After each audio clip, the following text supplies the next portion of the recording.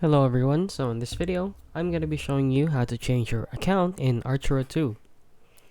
So, uh, the first thing that you need to do is simply go to settings here and go down to Game Center. And then from here, all you need to do is just sign out.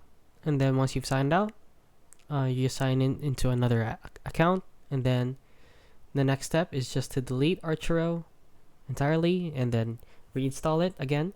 And then log in with a new account, and that is it.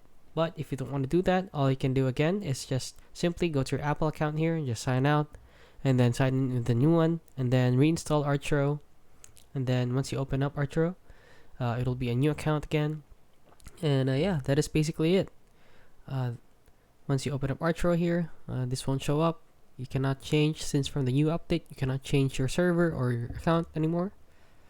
And yeah, but if you do know how to change your server here in Archero, you can just change a server.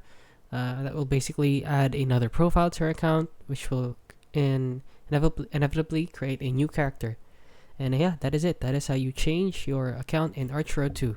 If you found this video helpful, please consider liking and subscribing.